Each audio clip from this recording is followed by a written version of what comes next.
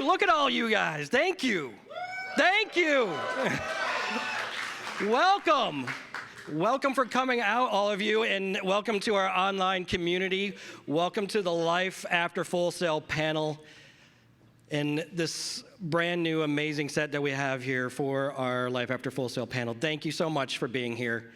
We have an amazing group of panelists today, and I also want to inform you that this is an open forum, so this is all about you and your questions and what you want to know about what it's like after you graduate from Full Sail. My name is Peter Jervis, and I'm with the Alumni Relations team in Career Development. So please come up and visit us anytime. Open Door Wednesday is from 11 to 1:45, so please come up and meet your advisors. Come up and say hi to me, okay? All right, let's get this thing going. Woo! Man, I love it.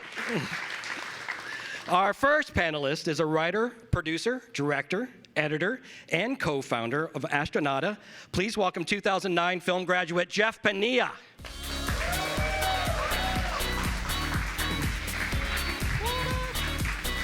Great to see you. Thank you. This is the next chair right there. All right. He's a 2004 film and 2005 entertainment business graduate and the owner of Digital Brew. Say hello to Michael Cardwell.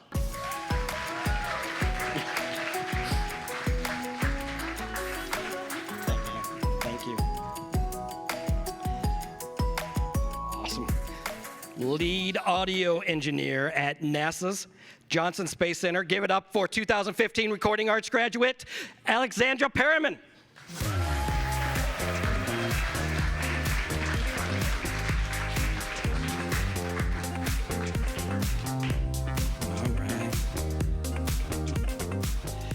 He's the lead animator at Steamroller Studios. Give a big welcome to 2007 computer animation graduate, Chris Morgan.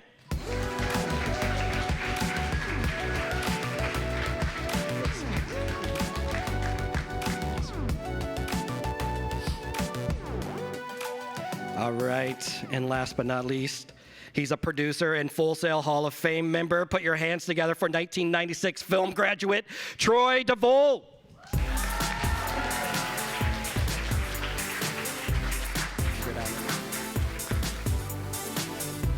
All right. So these were very brief introductions, so I'm going to start with Troy and work our way down. Give a little bit more detail of what you are and what you've been doing in your career. Sure. I'm a reality television producer. I started years ago on The Osbournes, have worked on The Bachelor, The Surreal Life, many things before you were born. And then most recently, Dancing with the Stars, and I'm producing a documentary called Remember We're Not Here, about people who work in reality TV. Fantastic, thank you. Awesome. Clapping?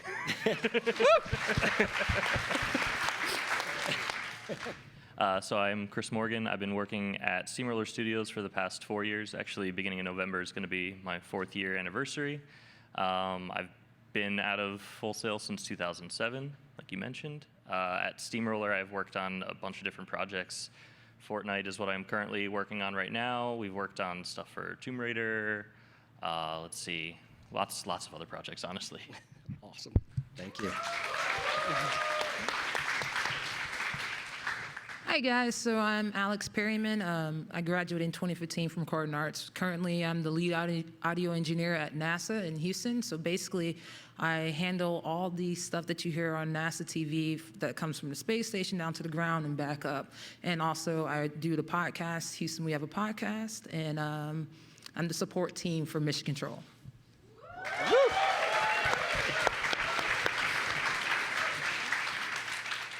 My name is Michael Cardwell. I'm the owner and creative director of Digital Brew, and we're a live action and animation production studio here in Orlando.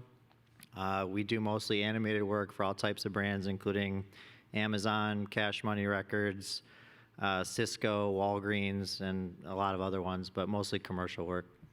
Awesome.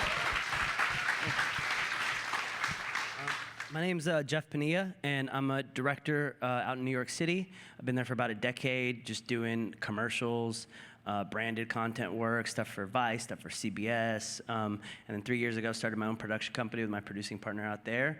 and doing that same stuff, commercial work, films, all that. Fantastic. Thank you. So that is the present. Let's go take it back to the past. Tell us a little bit about your experience as a student at Full Sail and what your journey has been through that experience right before you graduated. And I also want to open up the forum too for those questions. We do have a mic runner, so if you raise your hand, the mic runner will come to you so our online community can hear your question as well. So Jeff, tell us about your experience here at Full Sail. It was crazy. I mean, it was fun. It was a lot of fun. I mean, you know, as you guys know, in this school, like, you get out of it what you put into it. And like, you know, we had crazy hours. Our lectures were 4 hours. I guess they're not 4 hours anymore, as you were telling me. Our labs sometimes would be 8 hours. We had, I mean, our stuff was, I mean, it was awesome. It was pretty cool, the fact that we were just moving like that, because we still do that, you know? We still have shoots that are like overnights. And if it wasn't for like the foundation that, you know, was built here, I mean, I don't think I would have been able to do what I did as soon as I got to New York. So, I mean, yeah, it was a ton of fun. Well, I love Full Sail. I come back here all the time and speak, and maybe some of you guys have heard me talk before, but Full Sail really actually changed my life a lot. Before coming to Full Sail, I was pretty lost. I didn't know what I was going to do. I was 27 years old and making a lot of bad choices and partying and things like that, and the only thing I was doing that was good was making videos with my buddies, so I decided, why not make this my career? So when I came to Full Sail, I was ready to, like, I quit all the partying and just focused solely on school. I did every extra project that I could, you know, projects on my own, 48-hour film festivals. There's tons of resources here, even more, way more now than when I was here, like extra projects that you can do with Spark and WWE and Hall of Fame. So I highly recommend, like, taking advantage of all those opportunities, because when I hire people, the first thing that I look at is, you know, their work, but then the second thing I look at is, did they do extra stuff, you know, because those are the people that I want to work with, the ones like Jeff was telling me earlier, he was staying here in labs like all night long. He didn't have to, he just wanted to because he's passionate about it, and those are the types of people that I want to work with, you know, so like, and that's going to help you be successful. So for me, like, that Full Sail was so important to me, and I really got a lot out of it, and I hope that you guys do too. Sweet. So for me, basically, I graduated in 2015, so it wasn't that long ago that I was just a student like you guys. And at first, starting off, you know, I was the model student, and then I started, you know, slacking through and ended up being put on academic probation. So for me, it was a huge growing and maturity thing that I had to go through on my own in a new state by myself at like 19 years old, having to figure out how to turn my mental state around to get through Full Sail. So it was a big process for me, and the fact that I was able to lean on to my instructors and my classmates to turn myself around to be able to graduate was helpful, and I don't really know that I would have got that from any other school other than Full Sail. That just type of support that you get from people that aren't in your family, that become your family, was great, and that's what made me go from academic probation to graduating near the top of my class. So for me, Full Sail was great because it gave me a pretty awesome foundation for pretty much all aspects of the animation industry. And that has kind of proven to make me an asset for my company right now, which has been great. I'm a lead animator, but I do a lot of rigging, and I've done modeling work for the studio and all sorts of other stuff, so that's been great. And I know you mentioned as well the whole family aspect too. There's a lot of the kids that I went to school with that I'm still in touch with, and we communicate a lot, and it's cool because even though you're here doing the long hours and putting in all the extra work, you're doing it with other people that are kind of there to support you as well, and you're there to support them. So it's just a really cool, tight-knit environment. I started out in the late 1980s. The late 1980s, I was a comic book artist that I did a book called Ike and Kitsy. My comic books were not great. The reason you would buy one is because Weird Al Yankovic wrote an intro to one, not because you were particularly into the story or me. I kind of graduated from that after comic books started flopping for me. I'm like, what's the only other thing I care about? And television, unfortunately, or fortunately, was the big thing. And I was like, great. I got into some local productions in Tampa, working on shows like Billy's Bogus Bee Movies, never heard of it. Fight Night Showcase, never heard of it. And decided that I was going to come to Full Sail and learn how to properly be a producer. Full Sail was a great place for me because it gave me an overview of the process. I'll tell you, too, that creatively, I was a very nervous person when I came here. I did not have a tremendous amount of confidence in myself. I had an instructor, a guy by the name of James Ponte, that by the end of the year, they showed a short that I had written at graduation, and Ponte sat behind me, and every time I got a laugh, he'd kick the back of the chair and he'd go, "That's your laugh, that's your laugh, that's your laugh." And Full Sail really kind of sent me out feeling like I knew what I was doing. The one thing that I will tell you, if having gone to Full Sail, you've already made the decision or you wouldn't be sitting here. But the thing that works about Full Sail is that Full Sail has such a great approach to everything that they're not here to enable you. They're here to give you a real live working commercial sense of what you can do, to enjoy your life creatively while feeding yourself, as opposed to a lot of art schools that are, film schools that are more about you making MOS, films about butterflies and, stuff like that. So that's what I have to say. That's the plug that no one asked for. Wonderful. Thank you. So let's turn to you. Hopefully you've thought of some questions. Please raise your hand and we'll have a mic come out to you. We have one in the front. Hi, my question is, what is it actually like in the industry itself? Open up for anyone. What's your degree program? Game art. Okay. It's a lot of work. I think no matter whether I'm in film and animation, probably I imagine it's the same for game art. Super competitive, so everyone's trying to get these jobs.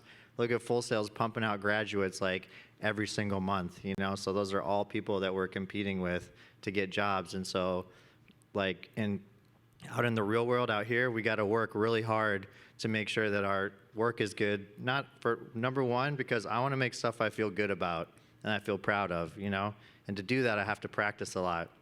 And so that's my number one reason why I'm in this industry, is because I like it and I want to feel good about waking up in the morning and going to work. But I also have to make money, and to do that, I also have to work really hard to make that happen. So a typical day for me is I go to work at 8, I go home at 6, I hang out with my kid and my wife from 6 to 9, and then I go back to work from 9 till about midnight or 1 a.m. Monday through Thursday, and then Friday I work just 8 to 6, and I take the weekends off. So wasn't always like that. When I first graduated, it was a lot harder. I just was trying to get little freelance jobs here and there. I rode bike taxi when I first graduated, and that was one of my main jobs. And I edited wedding videos 15 hours a week, and just kind of took whatever I could. But now I have my own company, and sometimes it takes a while to get going to get to the path where you want to eventually be. But for me, I just I didn't want to do wedding videos when I graduated. I wanted to actually go to New York like he did. But I had some life circumstances happen that I had to stay here in Orlando. And I just kept believing that I was going to be successful. And I just kept trying and practicing. And eventually, now I have my own company. I got 20 people that work for me in an office over here in downtown. So that was, took about, I graduated in 2005, so it took a while, But it's a lot of fun. As long as you like this, if you're here because you like it, you're going to enjoy your career, and it's not going to feel like work doing these 12 and 16-hour days, Can I add on? The other thing about it is it moves so fast that just because you graduate, you never stop being a student. I mean, you really don't. The stuff that was happening 10 years ago when I got out to New York, my God, the stuff that just happened last year, there's always new tech, new stuff happening. Everybody wants that new toy. Every client wants a new toy.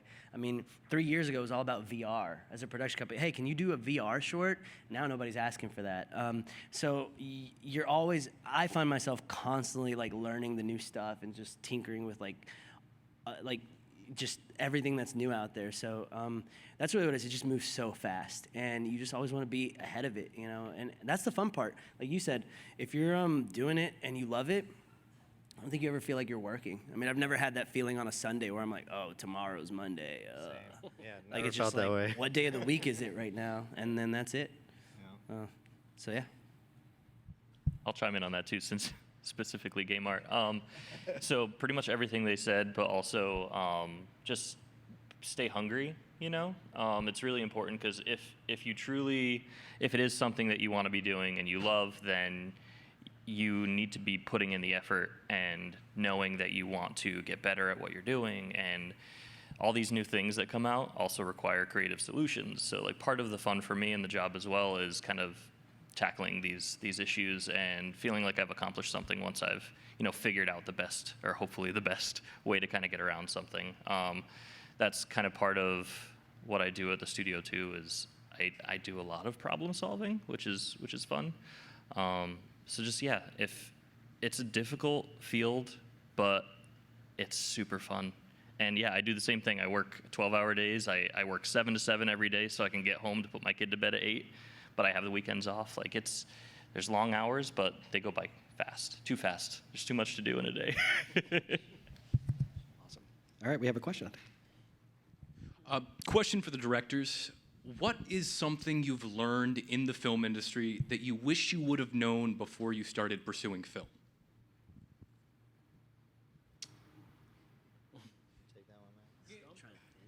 I think part of it is that there will be things that are beyond your control, and being able to accept the fact that those are beyond your control. That's a good one. Yeah, I would say things always go wrong.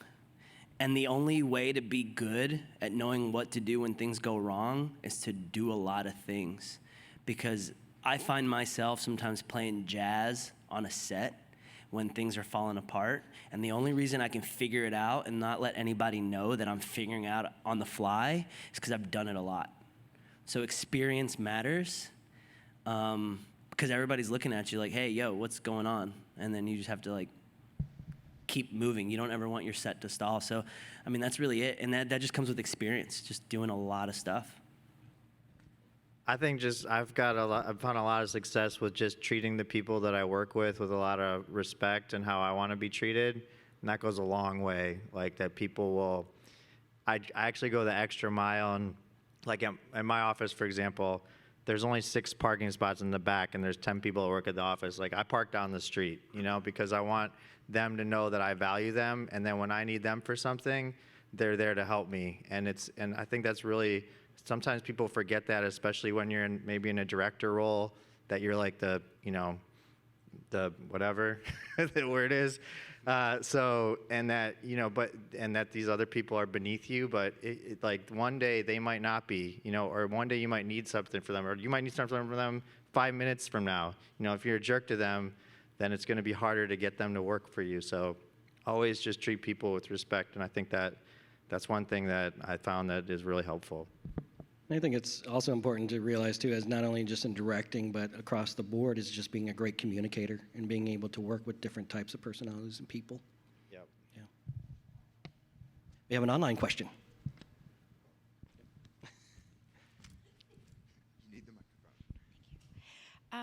We have Helen, who is an alumni of our DAD program, graduated in 2014. She has 2 questions. The first one is for Alex. How has being a woman in the industry affected your progression within the industry? So for me, just when I graduated in 2015, I got hired on at NASA a year later, like a year and a half later. So it didn't progress. It wasn't such an issue. And I know the things you hear about NASA and women, that especially it's beginning to be a lot more, and you can definitely tell that they're making the changes for it.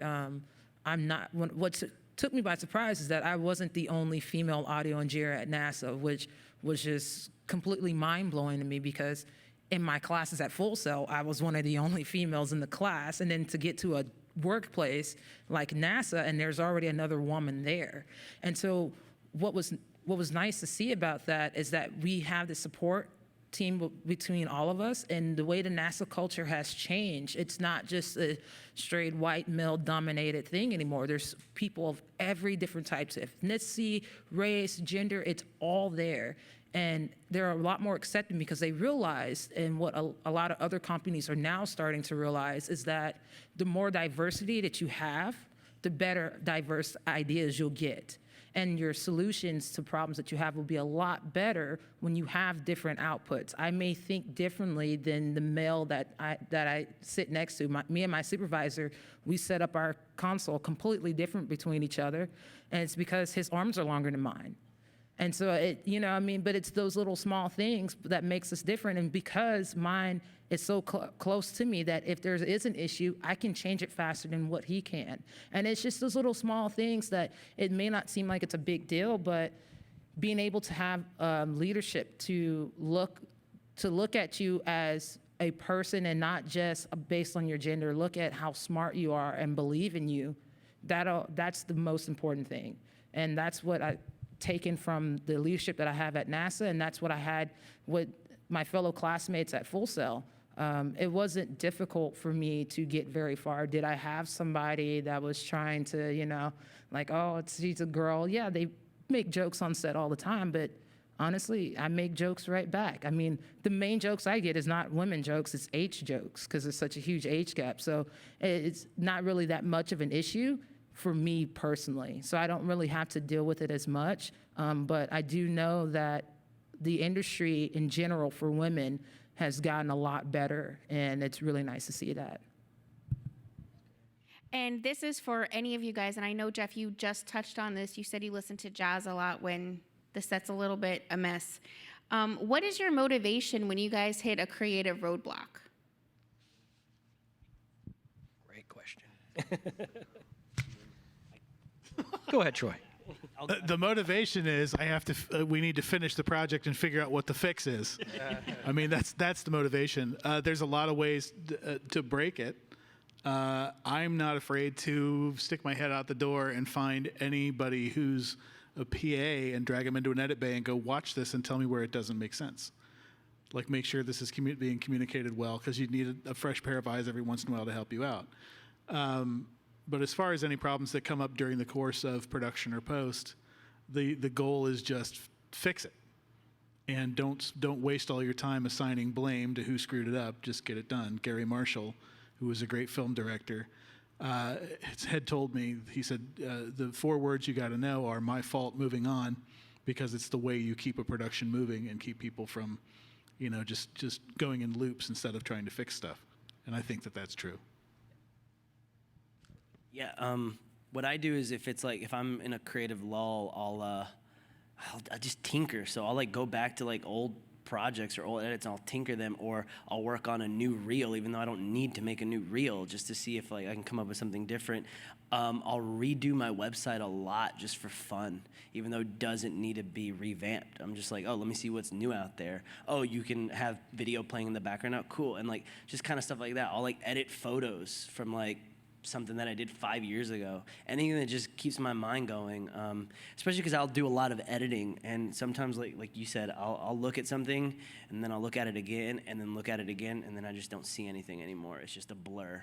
So my mind's just always going, and I'll try to do just anything that, my wife will always be like, really, you're doing that again? Your website again, your reel again? And that's what I have to do in order to get past that rut. I compare it to playing video games. For all you guys out there, I don't know if you girls play video games, but for me, when I'm playing a video game and I'm trying to beat the board, and I'm I play over and over and over again, I just cannot beat this thing. And then I step out and I come back a day or 2 days later, boom, beat it on the first try. And that's how it is with getting the creative block too. Sometimes you just need to step away and not think about it for a little while, and come back, and then there's some idea cooks in your mind, and you somehow magically have the solution. Yeah, I'll trophy hunt. So if I'm in a creative rut, I'll open up Assassin's Creed Odyssey and I'll start trophy hunting. And and because I'm a completionist, I'll spend 20 hours trying to do this one task just so I can get that trophy to pop. And then I'll go back to what I need to do. And my deadline is tomorrow morning. Yeah. So yeah. Yeah, that's true. So for me, I try to find other creative outlets as well. Obviously, us as creatives, we have multiple things that we enjoy doing that maybe aren't directly in line with our career. For instance, I'm making my son's Halloween costume right now, and I've been working on that for a couple days, and it's just fun for me, and it's therapeutic, and it kind of gets my mind off of what might be stressing me out at work, and then when I get back to it, I might have that solution or something, so it's nice. Very good. Anybody else out there with a question? We've got some hands up. Let's see. Pat, up over here on this other side. Ladies and gentlemen, this is Pat Hughes. Woo!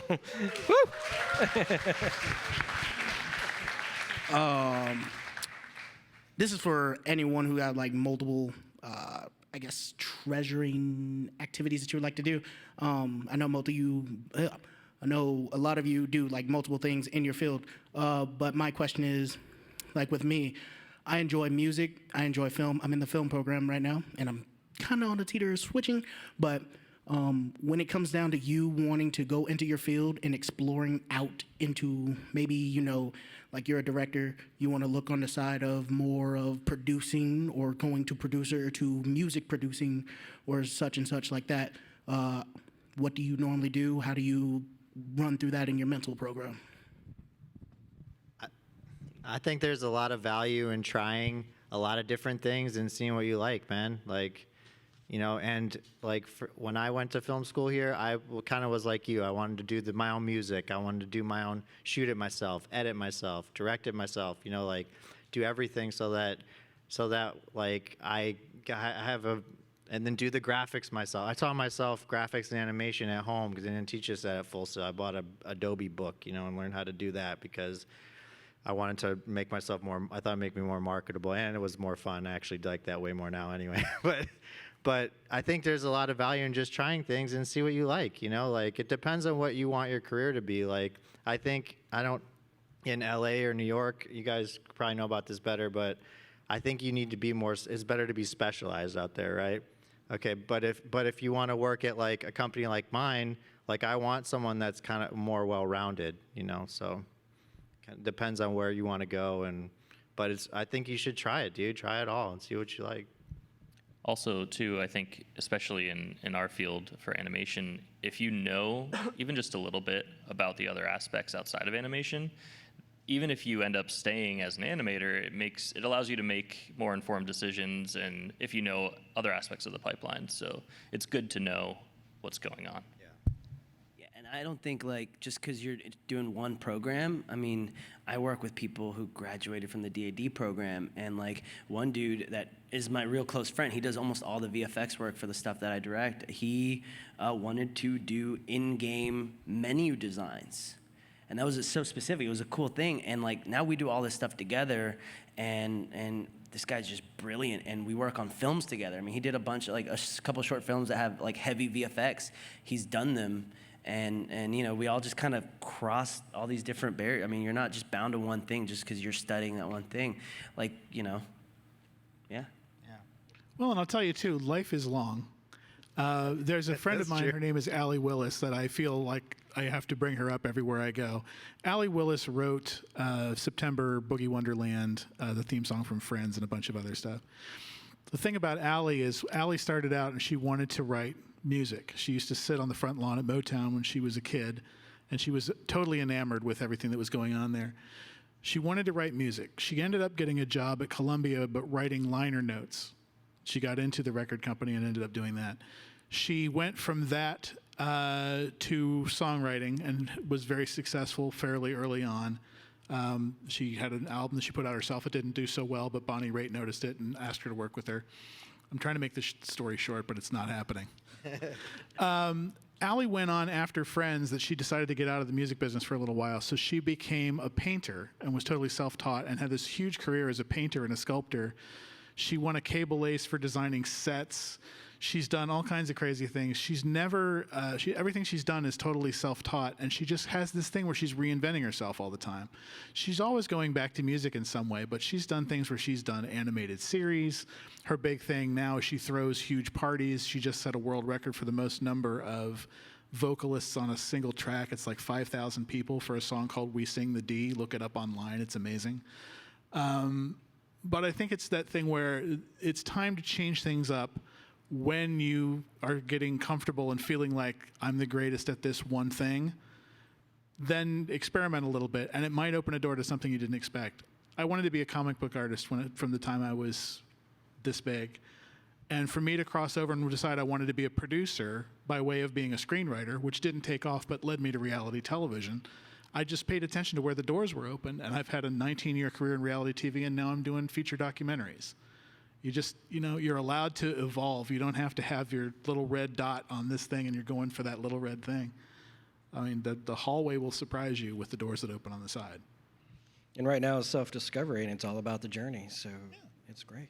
Great question. Yes.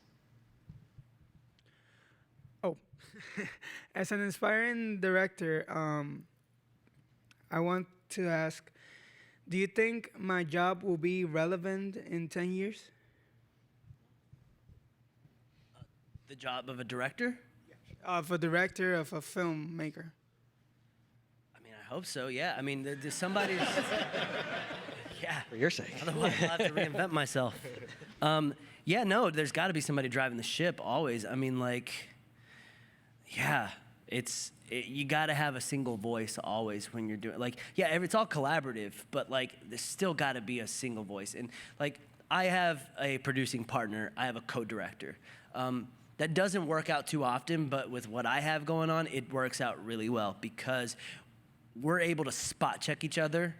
If I get tunnel vision, he can call me out on it, and vice versa.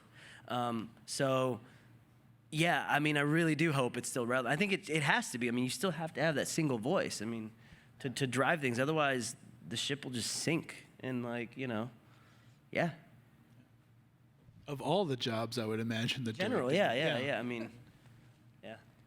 I read a book by, I think it was either Ray Kurzweil or Michio Kaku, who's like these futurist guys. And they basically said that the one thing that's not going anywhere is entertainment because that involves creativity. And a lot of these other jobs are going to be replaced by machines someday.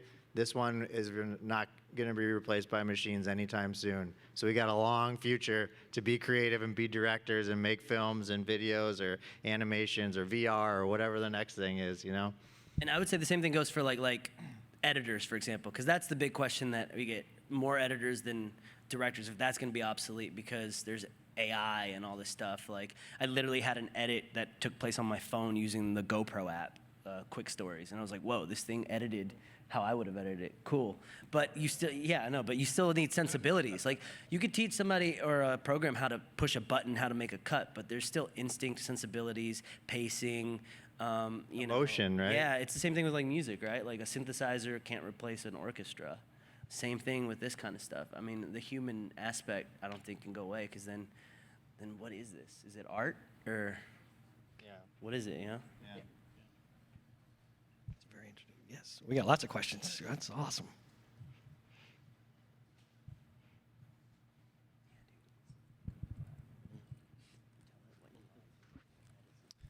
I guess this is a general question for everybody. What was your first breakout role in your industry, and how did you go about getting it? I wrote a series of commercials for Woody Woodpecker's 50th anniversary. Yeah. And that was the first thing I ever had made. And again, it was the thing that kind of pulled me out of comic books and pushed me towards television, was because I could see, even if it was commercials, the idea of doing something that you can watch in another 5 days, as opposed to doing a feature film where it's going to take you 2 years to see what you've worked on looks like. I guess we'll go down the line. So my first job was actually at a place in Port Orange, Florida called Radon, and it's military simulation. And I got that primarily by networking and just working my butt off. For me, I originally started out in a music studio. I didn't last there long. It was maybe like a month and a half because it just wasn't my thing. But while I was there, I picked up on learning about people. As crazy as it sounds, the main thing that I learned there in my short time was just how people react when you get them into a closed space for hours at a time. You get to know someone. And whether it's good or bad, I took that with me to the next job. And so now, like, my first thing is when I work with a different crew at NASA, it's like, let me get to know who they are outside of this, and then I can figure out how to work with them. So that was my first thing, was learning people at the music studio, even though I didn't stay there too long, but figuring out how people operate and being able to pinpoint the strengths in people quickly will help you so much. Yeah, when I first graduated, like I said before, I was here in Orlando, and I got most of my jobs from career development and my freelance jobs. And while I was riding bike taxi, I'm doing these other side jobs. And one of these jobs was filming a seminar at the airport Marriott, which was like kind of the crap. I wanted to DP like music videos or be an editor on reality TV or something. It's kind of the crappiest job. That not what I wanted, but it was using my camera and better than bike taxi, so, and the name of the guy who hired me for that job, his name was Sean, and he's a business coach, and at that time he had 11 clients in the room, and I just stood in the back of the room and kind of just made sure the camera didn't turn off while he talked for 2 days, and then I made DVDs for him that he sold. Anyway, Sean now, his company now is headquartered in Los Angeles. He has an office in Sydney and one in London. I've been doing the videos for him ever since. And Sean also was the one that encouraged me to start my own business. We became friends over the years, kind of going back to what she's saying about making friends with people. He encouraged me to start my own business, became my business mentor, gave me tons of referrals. I ran my whole company off referrals from him for the first 2-3 years. So like that little crappy seminar airport Marriott job that probably some of my friends might not have taken, like, turned into a huge opportunity for me. So I know that's not like the kind of sexiest answer, but that, I don't know, I think it's important to, when you're first getting started, like, you never know what's going to turn into something cool. And I just tried to make friends with everyone, and in that situation it really worked out. Yeah, mine was, I brought this earlier in the previous panel that I was doing, but I'll repeat it now. I had a reel when I got out to New York, so I had sent that out to a bunch of people, and I ended up getting a full-time gig at a place called Tribune Creative Group, which is this kind of like little place where they hired a bunch of creative people to do promos, commercials, and advertising for all the TV stations that Tribune owned. So I was able to really explore everything when I was there and do what I wanted to do. And so I had pitched this idea to my boss. I wanted to do this ad for the local newscast that they had there, where instead of doing the typical cheesy crossing your arms like this, smiling at the camera look, I wanted to do this nice Rolling Stone like cover where everybody was like a rock star, and I would take like elements of like film reels and newspaper clippings and broken TVs. Everybody's wearing jeans and blazers and just doing this cool like 15-person spread. And so the guy's like, all right, well, could you photograph it? Could you do it? I was like, yeah, absolutely. I'd never done anything like in my life that was of this caliber. So I was faking my way through it, staying up late at night every night trying to figure out how I was gonna pull it off. We did it. Within a month, this was on every single New York City subway. It was all over town. And I remember getting on the train, I'm like, whoa, this is so dope. It's like everywhere. And then the New York Times wrote this whole thing about it, about how, I still don't know if it was a good review or a bad review. It was like very strange, but they wrote about it. And I was like, whoa. And then cut to a year later, on my 21st birthday, actually, it wins a Promax Gold Award for Best Print Campaign in New York City. And I was like, well, that's kind of cool. And then everything else just kind of, went downhill from there. Awesome. You guys touched on it, and I want to kind of bring it up right now before we go to the next question, is the importance of relationships. It's the dreaded word, networking. Let's talk about what networking really is, and networking is building relationships and making friends in this industry. Tell me a little bit about those experiences that you've had networking. I'll start. So actually, the reason I'm at Steamroller right now is primarily because of networking.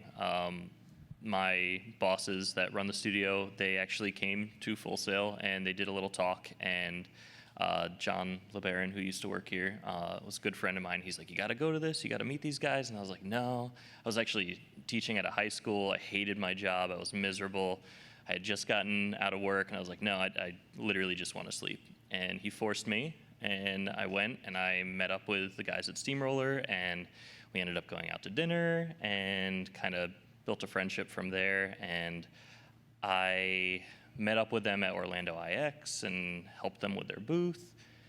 And they were like, you need to get out of that teaching job. So they had just started to pull in some contract work on their end.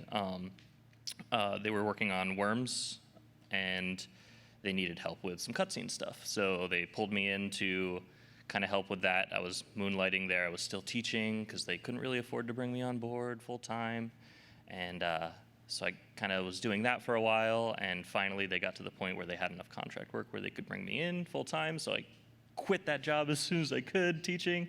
And I kind of went there with them. And it was a big leap of faith thing because I was making less money at Steamroller, but doing something that I loved with people that I love being around. And it was kind of a big, scary thing for me, but took that leap, and here I am now. So networking really got me there. For me, networking is a very natural thing.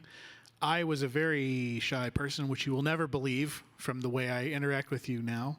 I kind of created a persona the first time I was in a room, which if you're a very shy person, introverts, you can do this, where it's kind of like you're just Larry in the room. You're like, hey, it's very nice to meet you, blah, blah, blah. Do your research before you go somewhere so you know everybody. Like when you meet somebody, you know, you can say, oh, I saw that thing that you did, or I'm familiar with some of the work that you've done. I like it a lot because blah, blah, blah, like it's really amazing. I can connect with almost anybody if I have a little bit of time to do some research, because nothing matters to people like the sound of their own name. So when you go up and you go, oh, I know your stuff, I know who you are, blah, blah. So prepare for the opportunities to meet people. When you do meet people, don't ask them for a favor the second you meet them. What you do is you just say hello. You might follow up with an email. You might do something else. The idea is to form a friendship. And I had an older producer that told me once, he said, if you do 4 favors for every favor you ask, you'll have the best time as a professional, because people are looking forward to hearing from you because you're not just constantly asking for something from them. That would be my networking spiel. I'll say something like that's kind of relevant to where you guys are right now. When I was here, I think those last like 6 months before graduating, I was editing almost everybody's projects. Like I was constantly, because I just loved it so much that everybody was like, hey, Jeff, are you around? Can you just do this? We're doing this short down somewhere. Do you want to edit it? Yeah, let's do it. So I was literally doing 6, 7, 8 projects and like these arbitrary deadlines of like, oh, I got to do this, I got to do this. Nothing has changed. I'm still doing that right now in the hotel room, like tonight, like, except I'm getting paid for it now, you know? But like, I was doing that when I was here. So when I graduated, nothing changed. I'm still doing that in New York City. I still like started like creating like, whenever I'd edit somebody's piece, then they would then recommend me to somebody else and so forth and so on. And so, you know, the people that you're around right now are gonna be those people, whether it's 10 years down the road, whether it's next year. I mean, the people that I have a business with, I graduated with, you know? So you've got your network already. You just gotta, and then you'll expand it once you go to where you're going next. And yeah, that's pretty much all I have. For me, when I did my networking, I was kind of like Troy. I was really shy and quiet, but it got to the point where like I was failing my classes as a student by myself. And so what I did was I started looking around at the kids in the class that was like really smart. And so in order for me to network, I would just kind of like, you know, we'll be on break and I'm like, hey, so this class is crazy, right? And you know, just casually start a conversation, but at that same time, I'm looking at their study habits, and so we become friends. And so I can now see, okay, so they're going to the library at this time. I'll go too. So let's just go. And so that's what I did. And I literally did the same thing with my instructors at the same time. I was literally in my instructors' offices so much because I needed to continue to pass their classes or else I would fail. And so I would go there all the time, and to the point where other students thought that I worked at Full Sail because I knew the RA office and everyone that was in there. And it became a joke. They were like, hey, is such and such here? It's like, oh, no, he went to the bathroom, but his office is right there. If you don't mind waiting, he'll be back, and I'll let him know. It got to that point, but it became easier over time. So if you have a hard time networking, just something as a small conversation like, hey, I like your shoes, or hey, that's a cool laptop sticker, or things like that. Those start those relationships. That's literally how I found my best friend. I complimented on her shoes, and then from college on to now, we've been best friends ever since. And she's actually my business partner as well. I think that's exactly it. Is that you're just trying to make friends. Like, don't worry about trying to get work from people right away. And the friends that you have here, they're the start of your network. My friends that I have at Full Sail, I still talk to some of them, not all of them, but a few of them, and they give me jobs now and then, not because I ask them for them, just because we're friends, we like each other. And I found too that people hire people that they like, so it's important to like I said, to just make friends and not try and like get something from them all the time, because then they're not going to want to talk to you at all, So I think, for me, if I was going to hire, if there was two people, one person was really cool and pretty good, and the other person was kind of a jerk but better, I would hire the one that was pretty good and cool, So that's going to get you a long way, in my experience. And also, this other guy, this kind of goes to what you said too, is this guy Zig Ziglar is a famous sales coach, and he says the key to getting what you want is to help other people get what they want. So whenever you go to a networking event, I hate going to those things. Even now, they suck. Like, I feel so nervous and awkward, and you're like, oh, what do I do to give him my card or whatever? Like, got my name tag on, I'm over at trying not to feel weird at the bar or something. But just go over and say hi, like, hey, how you doing? My name's Mike. What do you do? Oh, okay. And then I ask them a lot of questions, and they get them talking. And then I don't have to say anything. I just listen. And then when I say something I can cue in, I ask a follow-up question. And it goes back to what Troy said too. People like to hear their own voice, or like they like to talk about themselves. So just get them talking, and then and then they're like, wow, all of a sudden they had a really good time talking to you about themselves. And I'll tell you, one of the best things for me is, as far as keeping in touch, once you've worked with somebody, a lot of people think like the network's going to take care of themselves. Oh, they'll think of me later. I have a list of everybody that I've worked with in a capacity where they've supervised me or I've worked for them. What happens is I'll watch TV and I'll see a name go by in the end of the credits, and I'll be like, oh, I haven't seen them 2 or 3 years. Write them a note and say, hey, just caught your new show on Dude, I do the HBO. same. I do the same exact thing. It's fantastic. Like, good luck to you with it. Been thinking about you. You're ripping it up. Yep. Good job, dude. And just send a note out every once in a while, in a way that it's not asking for work. And they'll call you, or they'll email you back or whatever. But do it with a card, because there's something about a handwritten note that it doesn't get lost, because nobody sends snail mail anymore. You just get a couple of nice little cards, go buy a box of Crane and Company stationery just so you can jot off a quick, like. So every Christmas we do that. As a production company now, what we'll do is we'll go to Macy's and sign up to do the picture with Santa. And we'll take a photo with Santa, and then that'll be our card that we send to clients that we worked with throughout the year. And we do handwritten notes. Some will go buy a bottle of whiskey or something like that. Like the latest thing we did was the New York City tourism ad. And because we shot that on 60mm film, I kept the film reels. This is going to be live streaming, but this year I'm going to send them the film reels of themselves when we filmed it, as the token of appreciation. Like, hey, thanks. Here's a little strip of the film that we shot for the tourist ad. Hopefully they're not watching, because, the spoiler. But that's what we're gonna do. So those little tokens, like you said, yeah. I mean, I've had people call me like in January saying, "Hey, dude, you sent me an AMC gift card. What's going on? I appreciate this. Are you busy? Because I've got a project." And then boom, and now January, February, March is taken care of. Networking is about making the other guy think it's their idea. Yeah, 100%. Yeah, and like that's just what it is. It shouldn't I hate the term networking. I don't think I've ever said that out loud until this moment. But, but that's what it is. It's like the little tokens of like sending those thank you cards after we're done with a shoot, for example. And like I saw everybody just busting back and forth and just doing I'll always send a note at the end, an email to everybody saying, hey guys, really appreciate all that hustle today. It goes a long way, and then that crew will see how you are, and then they'll want to work with you on the next one. And it just kind of, and the jobs that you're doing like now or whenever you're doing them are going to lead to other jobs later. I mean, the guy who ran that creative group that I was telling you about, who was my boss, is now a client of mine, and he has the Brooklyn Nets and the Yankees, you know? So my old boss became a client, and 10 years later. So that's always how it's going to be, always. It's all connected. So, yeah. Awesome. We'll go back out to questions. Anybody?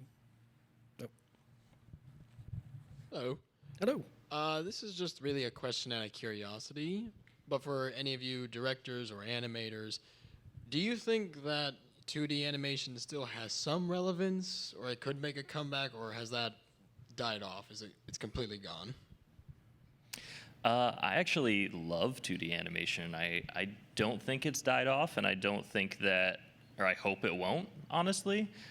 There's a certain level of nostalgia to it. It's like listening to a CD versus listening to a record, for me anyways. I know we just finished a short at the studio that we did in 3D, but we did a bunch of stuff with textures and lighting to make it look 2D. There's something about 2D animation that, I mean, it requires an amazingly talented person to really do something great with. But yeah, I don't think it'll die out. I don't think it will. I am not a good 2D animator. I wish that I was, but I primarily work in 3D. Doesn't Netflix have a new movie coming out called Klaus? It's the new 2D anime. Yeah, that is done fully in 2D. There are some aspects of it that look 3D, but I was watching some videos on their process and everything, but it's completely 2D and it looks beautiful. I mean, even motion graphic work. I mean, I'm constantly looking for artists, you know, motion graphic work. Somehow, like, the 2D style made a comeback like 5 years ago.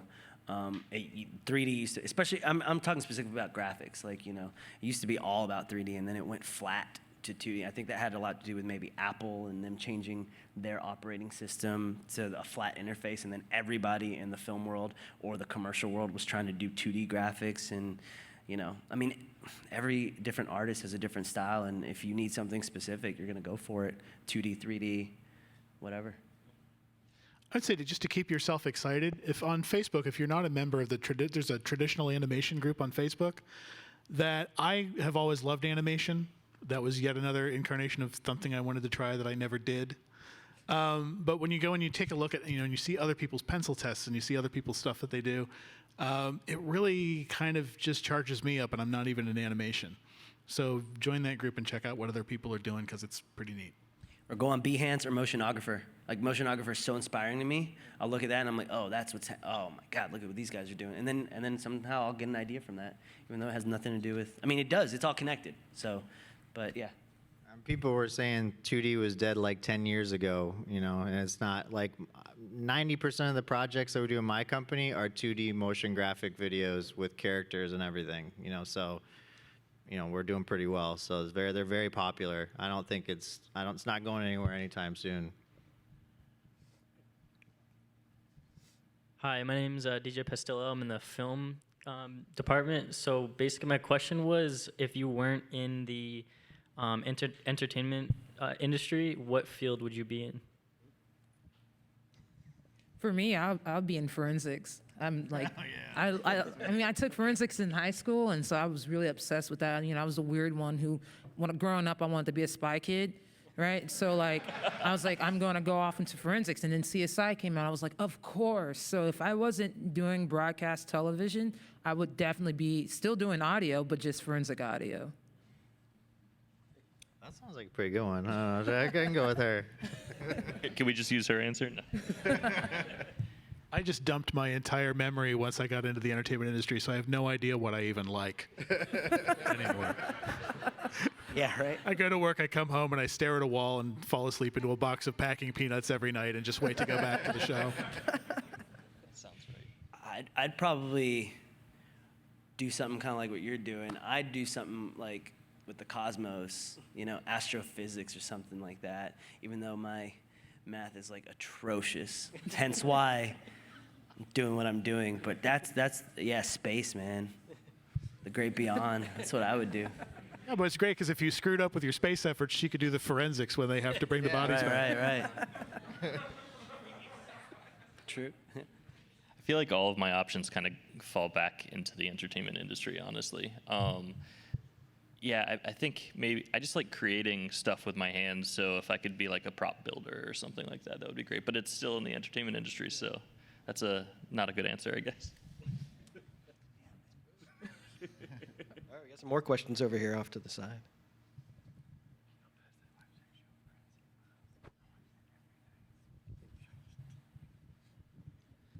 How do you not be broke? Great question. How do you place? How do you not be broke? How do you place a monetary value on your work and as you as a person? Can you say that one more, the last part again? How do you place monetary value on your work and you as a person? Like, how do you do that? How do you make money in this business? Is that what you're saying? Basically, yeah. I mean, I'd say being broke just comes with the territory. Honestly, here's the thing. Always value yourself. So, like, never work for free, even if it's like a stipend. Even if it's like, hey, pay for my Metro card, whatever. Pay for my travel, right? Like, even when I was doing stuff, like, I would always say, hey, man, I can give you like $50 or like 100 or like, because, you know, when you have people working for free, they're working on their time. So therefore, everything could fall apart. And if you don't value yourself and what you bring to the table, nobody else is going to value it. So that's number one. Even if it's an internship and it's an unpaid internship, like $20, you know, something of value. And then the being broke part is just like, well, when you're freelancing, you know, there's a feast season and then there's the drought season, and you just got to prep for it and understand that, like, I mean, I said this earlier. Look, if you're doing something that you love to do and you're creating work, you still get to keep the work, even if there's no money attached to it. So always do good work, because that stuff will pay off later on, because that's yours forever. And that's what I have for that. I say just lots. You got to practice a lot so you can get better. You got to be better than everyone else in this room and all the other thousands of graduates that are coming out of this school and schools like this all over the world every month, which means that's not going to do itself. You know, you have to do that. You should be setting a goal. I'm going to get on my horse right now. You should be setting a goal to do, like, you know, one project a month or one a week or something extra beyond just the schoolwork. Set yourself apart from all the other competition, and then make every job your best work, man. Like, even if the student thing, you got an A on it, but you don't like it because you wanted to make it better because you didn't have time to hit the deadline, then spend some more time on it and make it good, you know, where you feel really proud of it. And when I first graduated, someone told me they had $500 for a job. In my mind, I was like, all right, well, you're going to get $500 worth of work, you know? And that was what I kind of did, the bare minimum. And then when I went to go cut my reel, I was like, crap, I only have like $500 jobs here. So what am I going to get more of? Only $500 jobs. So then I decided, okay, wait, I need to do better. So the next time someone said I have $500, I was like, all right, well, normally I would charge like $3,000 for this. So I'm going to go ahead and do, like, so if anyone asks, that's how much you paid. And then I just spend like as much time as I needed to make it awesome. You know, like kind of like he did with the magazine. You just like stay up all night, like do all this stuff, like as much as you can to make it as good as possible. And then when someone comes and says, hey, I like that thing that you did, you can say, oh yeah, that's $3,000, because now you can prove that you did it. Because in our world, they want to know that you can do it. So, and the only way they can know that is by your past work. And if your work isn't good because you just didn't care about it and you just did the bare minimum or scrape by, then you're going to be broke. And that's probably what, you know what I'm saying? That's what's going to happen. Yeah, I graduated from Full Sail 12 years ago, almost to the day, and I'm in a position now where I feel like financially I'm comfortable. I'm supporting my wife and my kid, and the reason I'm here is because I've worked my tail off to get here, and always just try to be the best at what you do. I mean, there's always somebody that's better than you, but your goal is to try to be better than them. And I'm going to tell you right now, don't internalize being broke as you being without value. Because I'm going to tell you something right now. I am 48 years old. I just gave up my apartment. I went from a Mercedes to a Ford Focus. I have downscaled everything in my life to make a documentary because a producer that I very much respect, we were having that sort of mid-career conversation. I said, well, I'm here, I'm working in a non-union universe. Most of reality television is non-union, and the rates of pay are declining. They are, and it's not that it's not that the living is so terrible, but sometimes you go without work for 5 months. The last regular project I worked on was December 14th of last year. I've had 9 months to sit in my house and work on this documentary. And the thing is you get into that thing, especially in Los Angeles, where you kind of feel like you got to look a certain way. And this is how you got to feel. This friend that I got the advice from lives in a $22 million house in Beverly Hills that he bought with money that he made in like the mid-1980s. This is a guy who's just basically, his advice to me is he goes, have you gone bankrupt yet? I said, no. And he goes, you'll feel better after you lose everything. And you're like, wow. Like, okay, it's like if you don't bet it all on black at some point in your career, I never had to. I started and I had a pretty good rise for 10 or 13 years before I had any fallow periods, and I just thought that's how it was going to be. So I didn't take chances. I didn't make things that were my own. I worked on other people's stuff. I had a great time doing it. But now, like, I'm closing in on 50, and everything I have is in this project that I'm making right now. You cannot be afraid to be broke. And I'm going to do BTS this weekend, and there's going to be a bunch of parents and kids that are like, are my kids going to be able to make a living doing this? And it's like, you know what? You could work at a power plant and get laid off and not work for a year because you have a very specific skill set. Why is that any different than working in film or television? Ramen tastes the same no matter where you're at. You learn to love or what you're doing. Yeah. So anyway, I'll get off of that horse, but like, do not be afraid of finances, because life is as a friend says, a cruel bitch mistress. You've got to apply yourself and take the chances while you can. God bless everybody in this room is probably half my age. Do it now. Get it out of your system.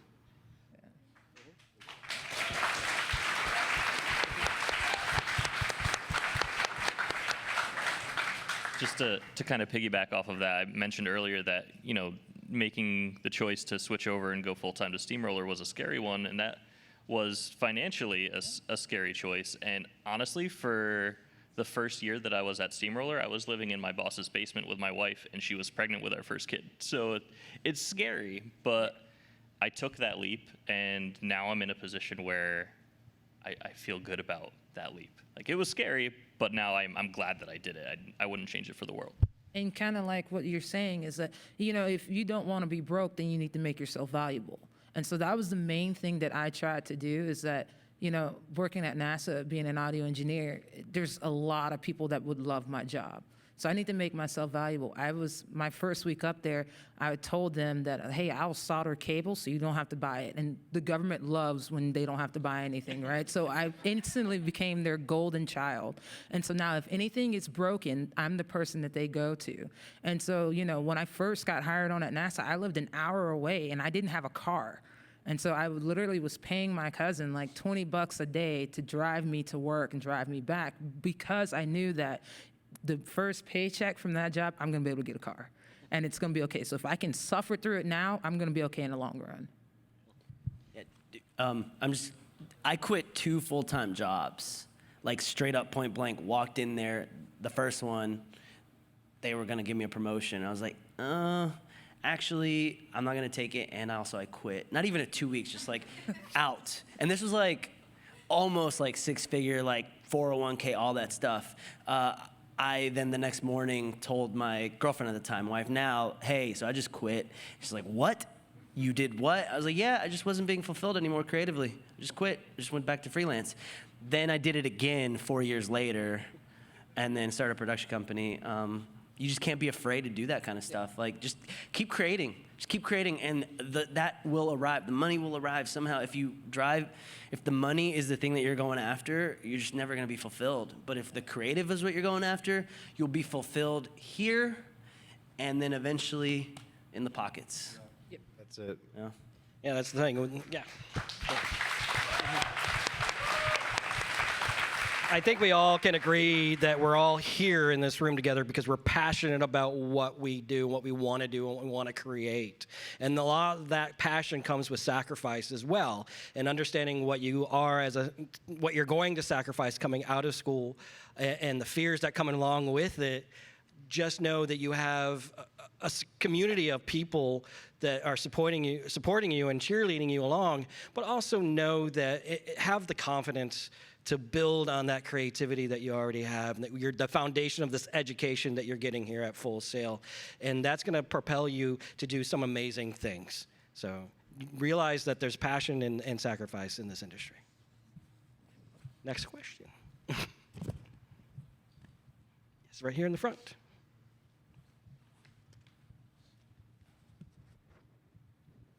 What's your favorite part about your job? Everything. Astronauts. Go ahead. No. So, I just the people that I work with. Like every day, I work with some of the smartest people in the world, and then because I work with them, you guys automatically think I'm that smart, right? So it's a great confidence booster, you know. And honestly, the outreach of being able to give back as a public affairs officer, the audio that I give back to small children that are watching it on TV. I'm providing the audio for them to potentially one day grow up to be an astronaut. Just to have that small portion in their life to, impact the next generation is awesome. I like everything about my job. I love getting up every morning. I like when we close a new deal, or like review the storyboards and they look awesome, or see some new animation that one of the animators did, or go on a film shoot, or just every part of it is great. And there's been some hard times too, so I don't want to say that it's just all been honky-dory. When you own your own company, or if you work freelance, kind of the same thing. You kind of either freaking out about how you're going to get all the work done, or you're freaking out about how you're going to get the next jobs.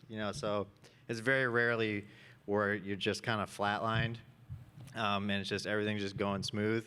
But I kind of like that because it's like action, and stress, but in a good, healthy pressure, So It's never boring. Yeah, it's never boring. I like hanging out with my pals and just making stuff. I mean, that's pretty much what it is, it's literally like a group of friends, and we always say that, we always talk about this, how we never felt like we grew up. We're still just kids making stuff, playing with toys, except on a bigger scale. And sometimes, we get paid to do it. Sometimes we don't get paid to do it. But that's the best part is we got to shoot. Hey, what's up, guys? How you doing? We just kind of hang out. So that's the best part. I'm going to sound like I'm playing to the room, but this. I've always been very big on mentorship, and the people that I've been lucky enough to meet in LA have always been very open and tried to help and tried to make me better at what I do for a living. And the idea of being invited back here to talk to you not only makes me feel better about my job security at 70, remember my face, please, but it's cool to have people kind of depending on you to help them sort of set their compasses, and it makes me feel good. And I like it. So, this.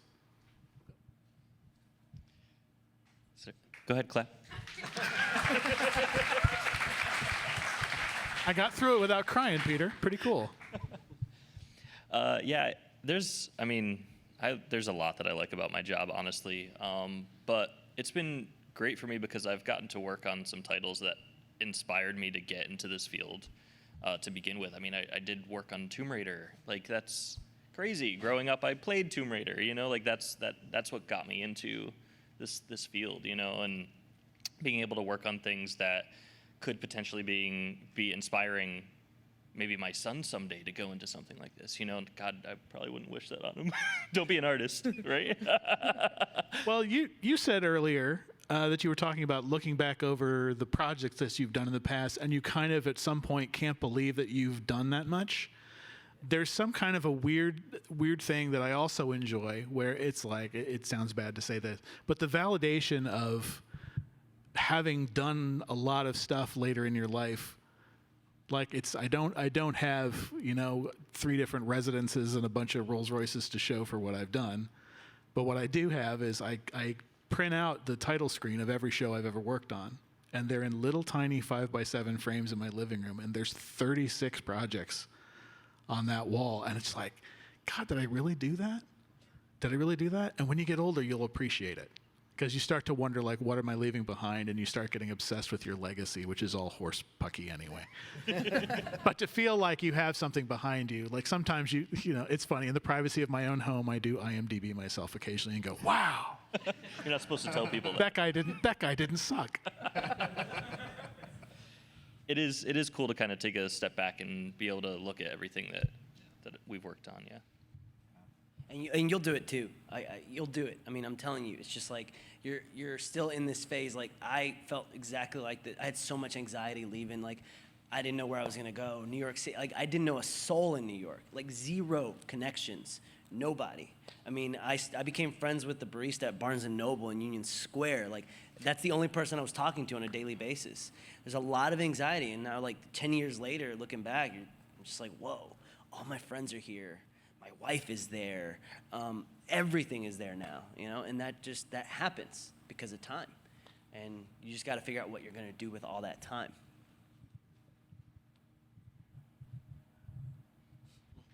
Yes. How's it going? This is really a question for all you guys. What's like that one piece of work that you saw when like you were young that inspired you to become where you are now, whether it was like a movie, game, anything like that? Belly. You ever see the movie by Hype Williams? Okay, yeah.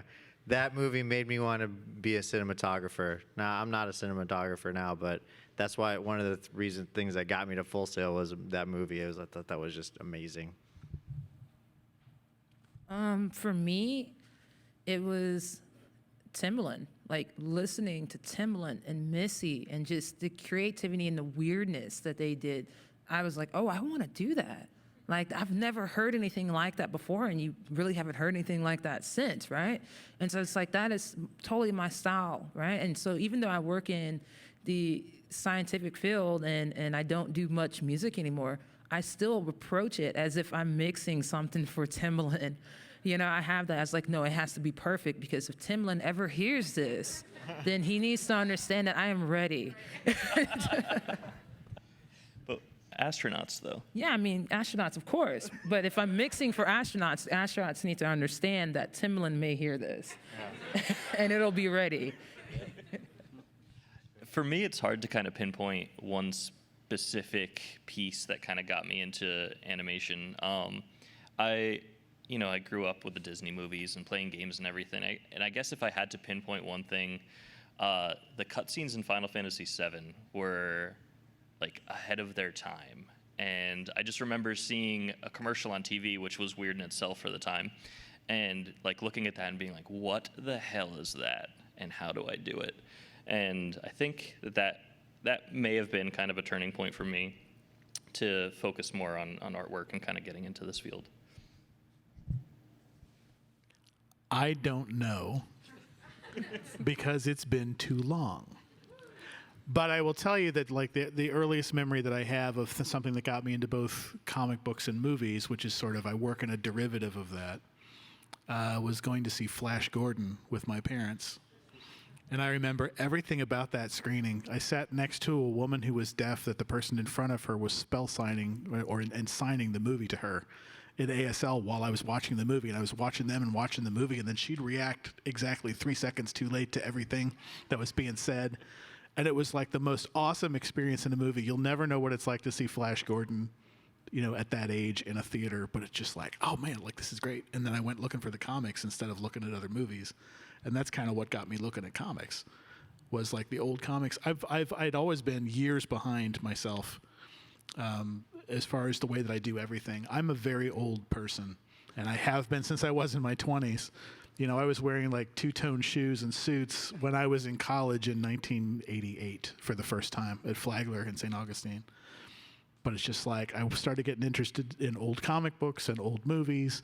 I got fascinated with the people who made that stuff. And the weirdest thing that will happen to you is, if I'm telling you this just over the course of your career, you'll get interested in something, and then 10 years later, you'll work with or meet everybody you ever liked as a kid. That's freaking weird. I did a pilot with Bob Goldthwait, and I can remember like watching him on TV and being like, thinking he was great. Anyway, I don't remember exactly where I started, but I think it was Flash Gordon. I hope it wasn't Hercules, because that movie was terrible. But I saw that with my dad around the same time. I was in 4th or 5th grade, and like, I was a big Dragon Ball Z fan. I loved watching it, right? Still. But the problem is, like, they had these really cool like box sets if you had the VHSs, where if you had all the VHSs together, you could make like a little piece of art on the side. We were really broke, so my mom was like, yeah, we're not gonna spend money on that. But a lot of my friends had them. So what I was doing was, I was coming home every day after school at like 4 or 5 when Toonami was on, and Dragon Ball Z would air at that time. So I would take down a VHS from upstairs and connect it to the other VHS that we had downstairs, like literally moving things. My dad would get so pissed, but I would move it and then wait for the commercials to start, and I was like dubbing my own episode. So I was making my own box set of Dragon Ball Z. So I would wait, I'd hit record at 5:15, and then as soon as I saw that the commercial was about to hit, I'd stop, and I'd wait for the commercials to go, and then hit record again. And so then I was like flipping the inside covers of the VHS tapes to the white side and then making my own box art as well. And this was just because I wanted to. I was, whatever. And I do that still to this day. When I like am doing a short film or anything, I'm doing my own poster designs, and because I always loved doing it. Retrospectively, that's like where I kind of got my first taste of like editing something, not knowing what I was doing back then. I had no idea, but it was so cool. And then like my friends would come over and see my custom, like my variant covers of my Dragon Ball Z collection. And they'd be like, oh, where'd you get that? I made it, man. It's exclusive. And that's kind of where I got the itch of like making something, even though like it's totally illegal. I mean, dubbing something that was on TV and putting it on VHS, but it was cool. So, and now I get to do it as an adult. We have an online question from Drew, who is in our show production degree program. They would like to know, for all of the freelancers, what do you guys do when you have a lull, especially if it lasts 2 or 3 months? 2 or 3 months. 9, 5, 7. That's how long you can go down. But and I'm sorry that I'm just like steamrolling over everybody with this, but like I'm dealing with this now after 9 months. The thing you can't do is freak out about it. Find a project of your own to work on while you're looking for work. Treat looking for work like that's your job, because otherwise you'll just get into that routine, like you're going to be watching reruns of Car 54, Where Are You, on some local station at 10 in the morning because you're still in your pajamas eating oatmeal instead of looking for work. Just make finding a job your job. And like I said about being broke, is don't internalize it. It's not your fault if there's a lull in the industry or if there isn't something that's happening. Sometimes, you get towards the holidays and the whole town goes to sleep from November to January. Don't make it your fault. Find a job, stay optimistic, always believe that there's going to be something else out there. The film and television industry has been around for, years, and it's not going anywhere anytime soon.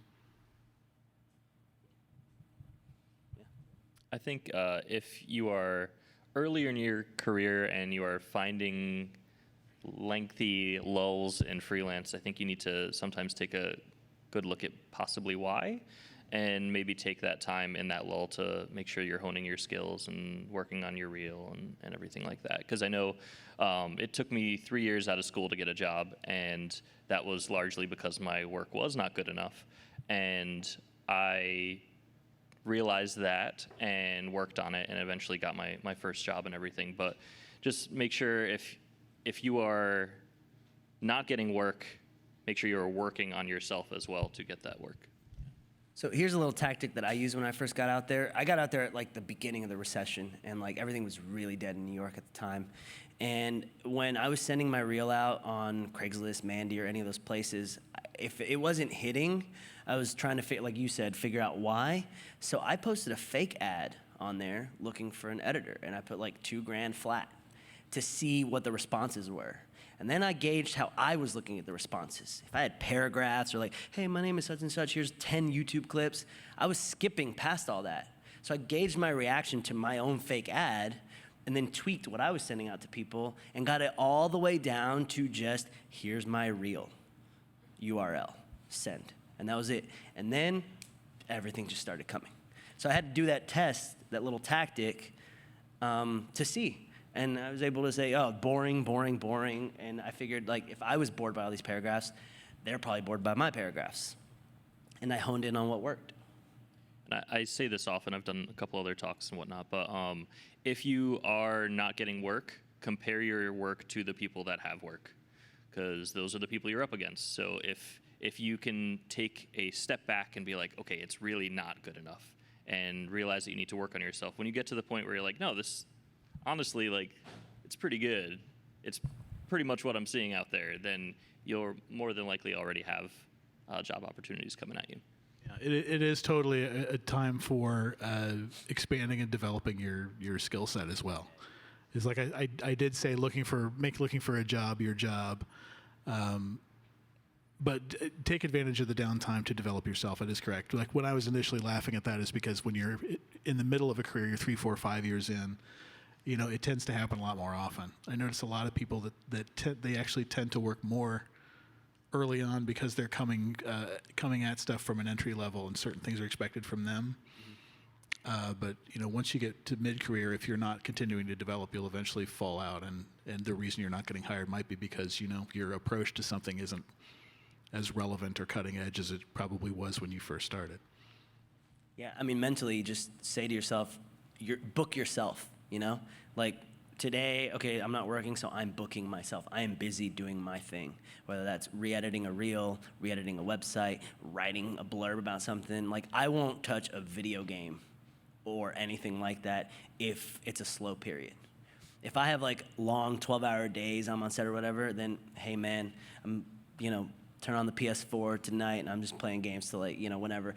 So it's like a reward system, you know? It's like you're saying, you got to book yourself and then make finding a job your job, and then you get to relax a little bit. But that's the thing. It's like you're always constantly, you're wrapping up the previous job while working on the current job and trying to find the next job, which makes vacations really tough.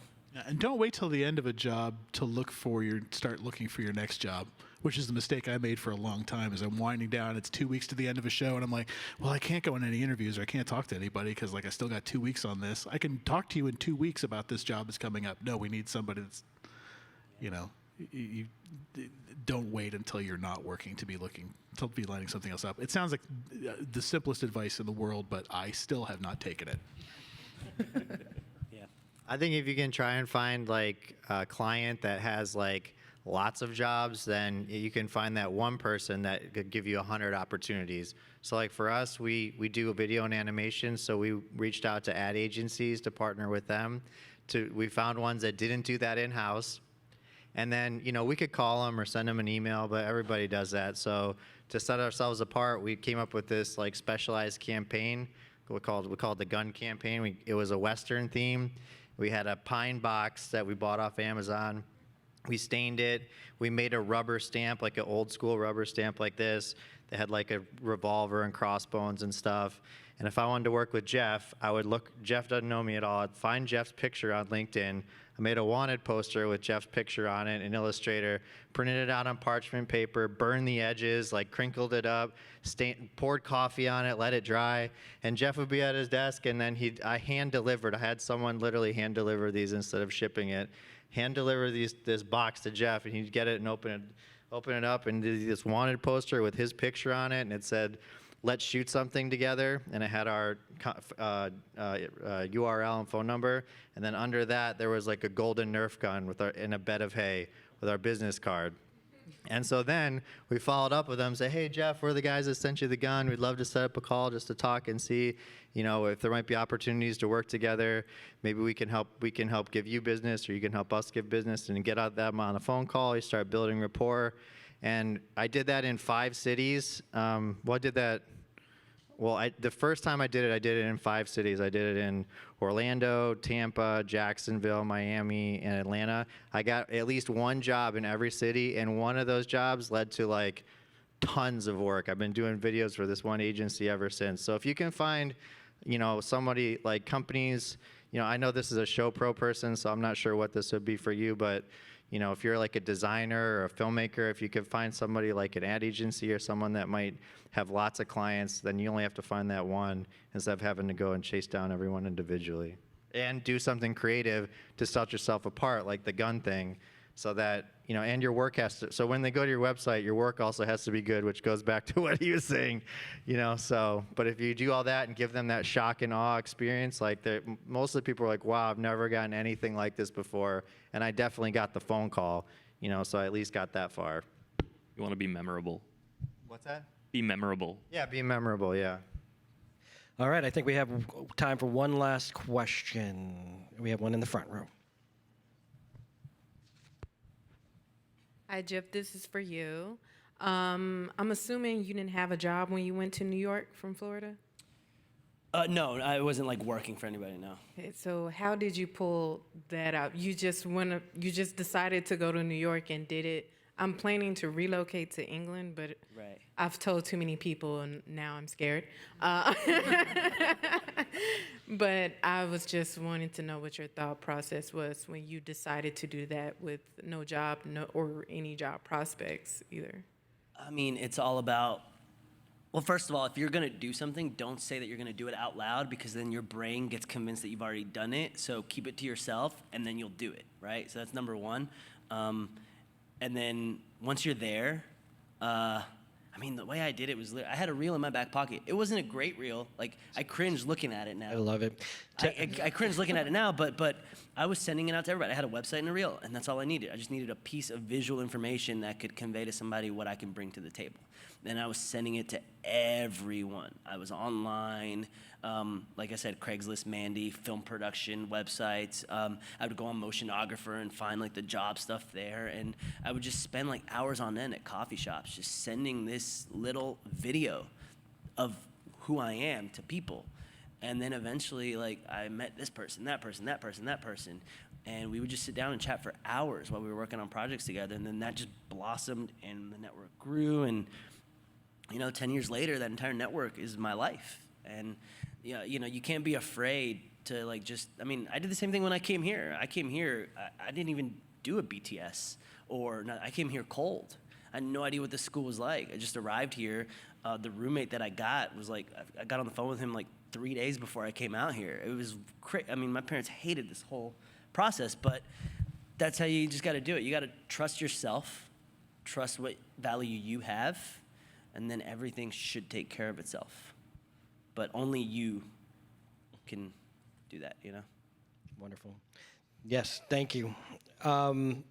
I think that's it for today, and I just want to say thank you for being here and sharing your journey and your advice. And I want to thank you guys out here for just being absolutely awesome and sharing your questions. And please feel free. They're going to be around here for just a little bit more if you have any questions off the stage. Thank you all so much, and thank you for joining us today.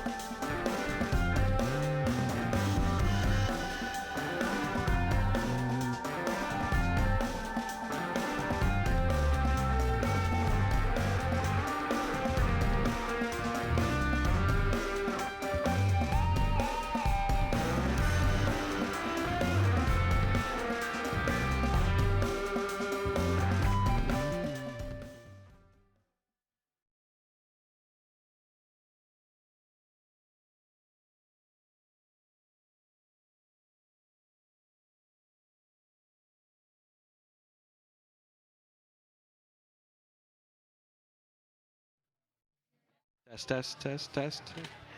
Ladies and gentlemen who are still in this room, we do have sign-up sheets for tomorrow right back here. And if you want to spend more time with our panelists,